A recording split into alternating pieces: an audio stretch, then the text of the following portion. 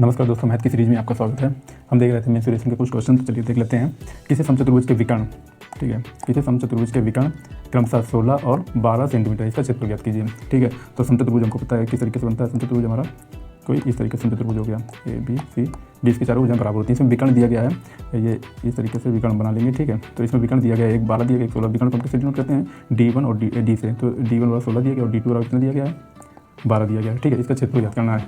तो हमने इसका फार्मूला पढ़ा था पिछली क्लास में कि अगर हमको एरिया निकालना है, समचतुर्भुज का एरिया निकालना है, तो 1/2 D1 इंटू D2 लिखेंगे। तो 1/2 D1 का मान कितना हो जाएगा 16 और D2 का मान कितना हो जाएगा 12। इसे हल करेंगे तो कितना निकल के आ जाएगा, 6 हो जाएगा, 16 जगह 96 और ये सेंटीमीटर स्क्वायर आ जाएगा। हमेशा एरिया को मीटर स्क्वायर वर्ग में लिखते हैं। ठीक है, देखते हैं नेक्स्ट क्वेश्चन।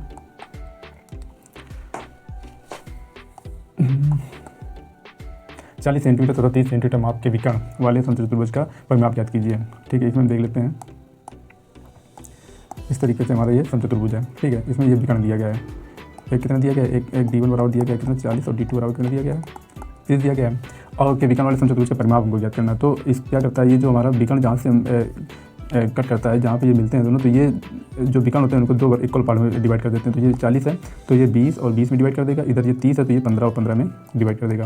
और हमको ये पता है कि यहाँ पे जो समचतुर्भुज होता है यहाँ पे 90 एंगल का कोण बनता है। ठीक है, यहाँ पे 90 एंगल कोण बनेगा, देखते हैं। अच्छा, तो हम जब 90 एंगल कोण बनता है तो हम इसमें पाइथागोरस प्रमेय लगा सकते हैं। पाइथागोरस प्रमेय का मतलब क्या होता है कि कर्ण का स्क्वायर बराबर होता है आधार का स्क्वायर प्लस लंब का स्क्वायर, और जहाँ पे ये कोण बनता है उसके सामने वाली भुजा हमेशा कर्ण होगी। ठीक है, तो ये हमको निकालना है, कर्ण निकालना है। इसमें आधार कितना दिया जा रहा है, देखा जाए तो 15 ले लेते हैं, 20 कुछ भी एक, 15 का स्क्वायर प्लस 20 का स्क्वायर हो जाएगा। अब इसको हल करेंगे, 15 का स्क्वायर अगर निकालेंगे 225 निकल के आ जाएगा, और 20 का स्क्वायर कितना होता है 400।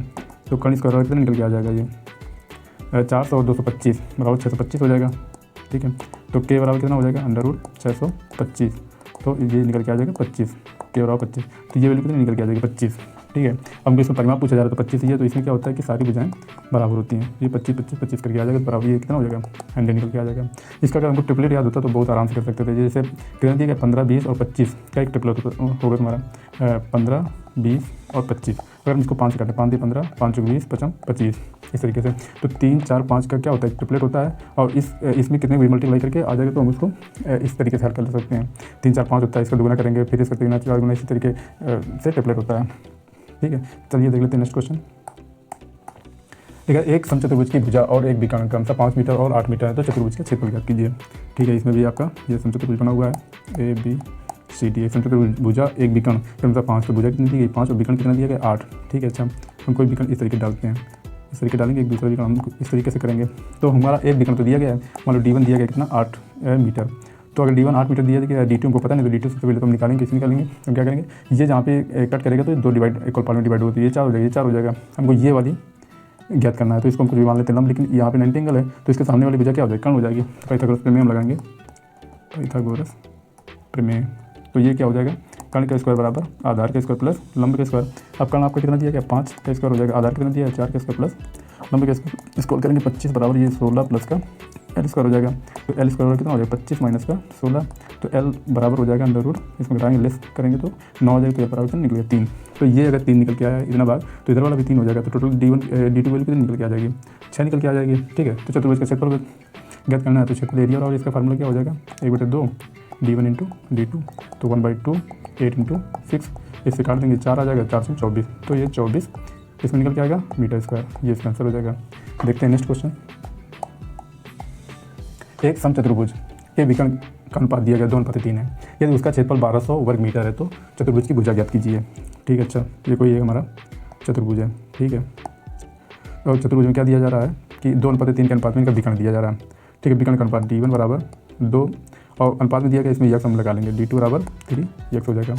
ये इस तरीके से D1 और D2 हो जाएगा। यदि उसका क्षेत्रफल 1200 है तो क्षेत्रफल का मतलब क्या होता है 1/2 D1 इंटू D2 बराबर 1200 हो जाएगा, क्योंकि ये क्षेत्रफल का फार्मूला होता है। तो इसमें वैल्यू रख देंगे 1/2, D1 कितना हो जाएगा 2x और D2 कितना हो जाएगा 3x बराबर 1200। इसको हल करेंगे तो इससे ये कैंसिल कर देंगे, ये कितना हो जाएगा 3x स्क्वायर बराबर हो जाएगा 1200, 3 से काटेंगे 3 चौको 12, 400 हो जाएगा। तो x स्क्वायर बराबर वैल्यू दी गई है 400, तो x बराबर हो जाएगा अंडर रूट 400, और 400 और गुण निकालेंगे तो कितना निकल के आ जाएगा 200।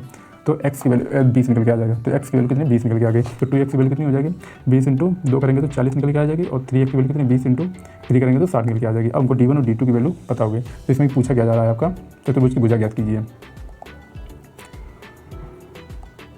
और हमसे इसमें पूछा जा रहा है भुजा ज्ञात करना है, ठीक है। तो ये 40 है कितना 20 है, D1 40 है, तो हम इसमें 20 20 में डिवाइड कर सकते हैं, 20 ये हो जाएगा, 20 ये हो जाएगा, और इधर 60 है तो ये 30 में डिवाइड करेंगे, इसको भी 30 में डिवाइड करेंगे। अब हमको क्या निकालना है, यहाँ पे 90 एंगल का कोण बनेगा, तो हमको कर्ण निकालना है, ये क्या है कर्ण है, ठीक है।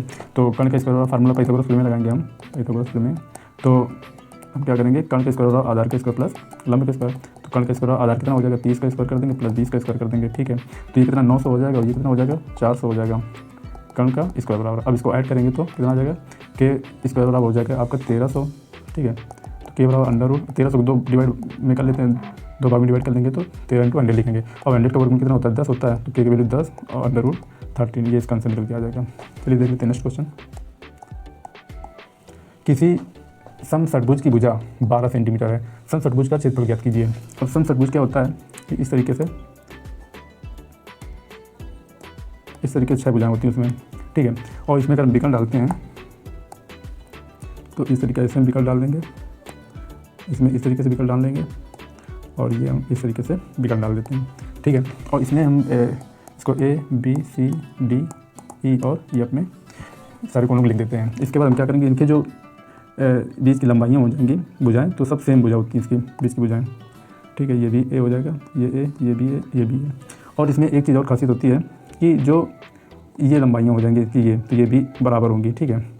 तो इस तरीके से ये बराबर हो जाएंगी, ये A हो जाएंगी। अगर हम इसको गौर से देखते हैं तो ये हमारा क्या बन के निकल रहा है कि ये इसके तीनों भुजाएं क्या हैं बराबर हैं, और तीनों भुजाएं बराबर किस त्रिभुज में होती हैं, तो हम देखेंगे ये होती है आपका कौन सा त्रिभुज होता है, समबाहु त्रिभुज। समबाहु त्रिभुज, समबाहु त्रिभुज में क्या होती है, तीनों भुजाएं क्या होती है बराबर A, ठीक है। तो इसमें कितने समबाहु त्रिभुज बन रहे हैं देखा जाए तो इसमें 6 समबाहु त्रिभुज बन रहे हैं, ठीक है। तो इसको हम देखेंगे, अगर इसका हमको परिमाप पूछा जाए, परिमाप, तो परिमाप कितना निकल के आ जाएगा इसका, सारे जोड़ लेंगे तो 6A निकल के आ जाएगा, ठीक है। अगर इसको हमको कर्ण इसका पूछ लिया जाए विकर्ण, तो विकर्ण कितना हो जाएगा, ए इधर का भाग एक A हो गया, एक इधर का भाग A हो गया, टोटल कितना A हो जाएगा 2A, तो इसका विकर्ण 2A हमको पता चलेगा, ठीक है। अब इसका अगर हम निकालेंगे एरिया मतलब क्षेत्रफल, तो क्षेत्रफल का फार्मूला क्या हो जाएगा, इसमें 6 हमारे समबाहु त्रिभुज बन रहे हैं। अब समबाहु त्रिभुज का क्षेत्रफल क्या होता है, √3/4A², ठीक है। तो इसका अगर हमको क्षेत्रफल निकालना है तो हम ये फार्मूला निकालेंगे, और विकर्ण निकालना है तो इसको लगाएंगे, और परिमाप निकालना है तो इसको लगा देंगे, ठीक है। अब षटभुज का क्षेत्रफल ज्ञात करना है तो मतलब ये चीज़ हमको ज्ञात करना है, और इसमें एक भुजा भी दी गई है 12 सेंटीमीटर, ठीक है। तो एक वैल्यू दी गई है 12। अब इसको हम इधर देख लेते हैं, A बराबर दिया गया है 12 दिया गया है। अगर इसमें हम लगाते हैं एरिया बराबर तो फार्मूला क्या है 6 × √3/4A, A कितना है 12 × 12 लिख देंगे, 4 से काटेंगे 4 × 12 12 36 36 गुणे 6 करेंगे कितना हो जाएगा 216 हो जाएगा, ये √3। तो आंसर कितना निकल के आ जाएगा 216 √3 निकल के आ जाएगा। देखते हैं नेक्स्ट क्वेश्चन। एक समषटभुज का क्षेत्रफल दिया गया है 54√3 सेंटीमीटर, उसके भुजा की माप ज्ञात कीजिए, ठीक है। तो समषटभुज हमको अभी हमने देखा है कि इसका क्षेत्रफल क्या होता है एरिया, तो इसका एरिया हो जाएगा 6 √ √3/4A², ठीक है, ये होगा। तो इसके बराबर ये इसकी वैल्यू दी गई है, तो 6 √3/4A² दिया गया है 54√3, तो √3 से √3 कैंसिल हो जाएगा, 6 से काटेंगे इसको तो 6 9 54, ये कट जाएगा, तो A² कितना हो जाएगा, ये 4 इधर क्रॉस मल्टीप्लाई हो जाएगा तो 36 हो जाएगा। तो A की वैल्यू कितनी निकल गया, √36 = 6, तो भुजा 6 निकल के आ जाएगी। तो भुजा ही पूछा जा रहा है तो आंसर इसका 6 सेंटीमीटर निकल के आ जाएगी अगर सेंटीमीटर दिया गया तो। देखते हैं नेक्स्ट क्वेश्चन। एक समषटभुज का विकर्ण दिया गया 16 सेंटीमीटर, उसका क्षेत्रफल ज्ञात कीजिए। अभी हमने देखा था विकर्ण क्या होता है, इसका 2A होता है, तो 2A की वैल्यू कितनी दी गई है 16, तो A का मान कितना निकल के आ जाएगा 8 निकल के आ जाएगा उसका क्षेत्रफल। अब एरिया समषटभुज का भी हमने देखा था कितना निकला था, कितना 6 × √3/4A²। अब एक वैल्यू हमको पता है 6 √3/4 8 × 8 करेंगे, 4 से काटेंगे 4 दूनी 8 हो जाएगा, 8 दूनी 16 16 जगह 96 कितना हो जाएगा 96√3, ये इसका आंसर निकल के आ जाएगा। देखते हैं नेक्स्ट क्वेश्चन। एक वृत्त जिसका परिमाप 88 सेंटीमीटर है, क्षेत्रफल ज्ञात कीजिए, ठीक है। अब इसका वृत्त ये अगर वृत्त हमारा बना हुआ है, ठीक है, तो इसमें हम क्या देखते हैं, सबसे पहले इसके हम कुछ चीज़ें देख लेते हैं। अगर हम वृत्त पे ये केंद्र होता है वृत्त का, ठीक है, अगर हम ये सीधी रेखा खींच देते हैं तो ये हमारा व्यास हो जाता है, व्यास। अगर हम इसको केंद्र से एक साइड की रेखा खींचते हैं तो ये हमारी त्रिज्या हो जाती है, त्रिज्या, ठीक है। और इसमें क्या होता है कि इसकी अगर हम देख लेते हैं इसका परिमाप मतलब परिधि, तो इसके परिधि अगर निकालेंगे तो 2πr इसका फार्मूला हो जाएगा परिधि का, ठीक है, वही परिमाप हो जाएगा इसका। अगर इसका हम क्षेत्रफल निकालेंगे एरिया क्षेत्रफल, तो क्षेत्रफल का फार्मूला क्या निकल के आ जाएगा, तो क्षेत्रफल का फार्मूला हो जाएगा πr² निकल के आ जाएगा। अच्छा, इसमें और भी कुछ चीज़ें हम देख लेते हैं, जैसे हमारा इस तरीके से इसको हम एक ये छायांकित कर देते हैं ये भाग, ठीक है, तो इसको हम बोलते हैं त्रिज्यखंड। दो त्रिज्याओं से बीच में ये भाग कटा हुआ है, इसको त्रिज्यखंड बोलेंगे। अगर हम इसको निकालेंगे कि इसका एरिया क्या निकल के आ जाएगा, तो यहाँ पे जितना जो कोण होगा, ठीक है, यहाँ पे जो कोण होगा तो उसको हम लिख सकते हैं क्या, अगर हमको एरिया बताना तो एरिया, अगर हमको क्षेत्रफल बताना तो ये फार्मूला तो ऑलरेडी लगेगा। और इसमें क्या होगा, θ/360 हो जाएगा गुणे πr², ये हमारा त्रिज्यखंड का फार्मूला हो जाएगा। अगर हमको चाप निकालना होता है, जैसे हमने ये लाइन खींचा और ये वाली भाग की हमको लंबाई निकालना है, तो इसको हम क्या बोलते हैं, चाप बोलते हैं। ठीक है, चाप और त्रिज्यखंड में यही अंतर होता है। तो चाप के लिए अगर हम निकालेंगे तो देख लेते हैं, चाप बराबर तो θ/360 होगा, लेकिन इसमें फार्मूला लगेगा परिधि का, क्योंकि ये परिधि में चाप बनते 2πr। तो इतने इसका हमको फार्मूला याद रखना है। ठीक है, अब देख लेते हैं क्वेश्चन को। तो क्वेश्चन में दिया गया है, क्वेश्चन में दिया गया एक वृत्त का जिसका परिमाप 88 है। अब परिमाप मतलब परिधि 88 है, तो परिधि कितनी थी कि 2πr बराबर दिया गया, इसमें वैल्यू 88। ठीक है, तो सबसे पहले हमको आर ज्ञात होना चाहिए, तो हम क्या करेंगे, इसको हल करेंगे तो आर बराबर हो जाएगा 88/2π। अब पाई की वैल्यू हमको पता है, क्या होती है पाई की वैल्यू, 2 × 22/7। तो बटे अगर 7 लिखेंगे तो ऊपर हम 7 लिख देंगे। पाई का मान होता है 22/7।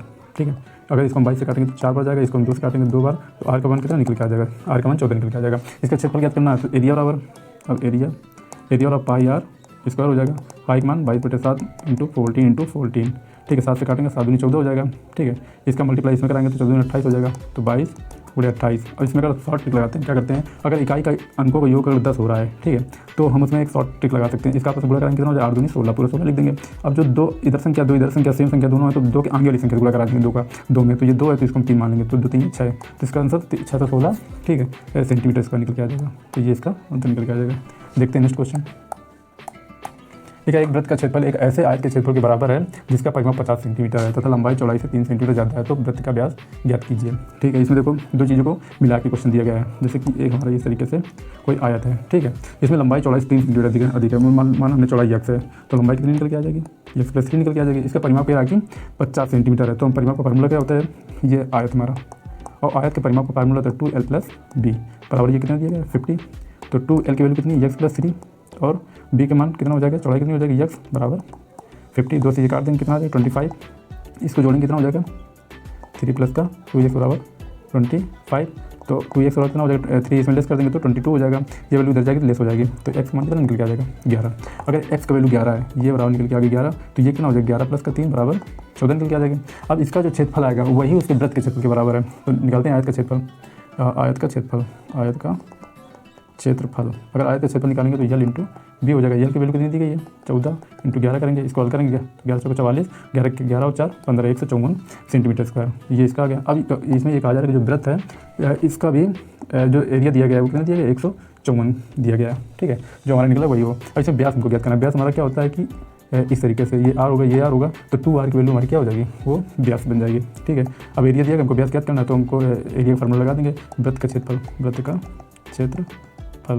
क्षेत्रफल क्या होगा, πr² बराबर कितना दिया गया है 154। इसको हल करेंगे तो ये 22/7 हो जाएगा, r² बराबर 154। 11 काटेंगे 11 दूनी 22, 11 11 11 चौको 44, 2 से काटेंगे कितना हो जाएगा 7। अब ये 7 का क्रॉस मल्टीप्लाई हो जाएगा, तो r की वैल्यू कितनी निकल के आ जाएगी 7 7 49, r² की वैल्यू 49, तो r का मान कितना हो जाएगा, इसका वर्गमूल कर देंगे तो r की वैल्यू आ जाएगी आपकी 7। ठीक है, r की वैल्यू 7 आ गई। हमको बताना क्या है, इसका व्यास बताना है। व्यास बराबर क्या होता है 2r, तो 2r बराबर हो जाएगा 2 × 7 बराबर 14 सेंटीमीटर, ये इसका आंसर निकल के आ जाएगा 14 सेंटीमीटर। ठीक है, थैंक यू।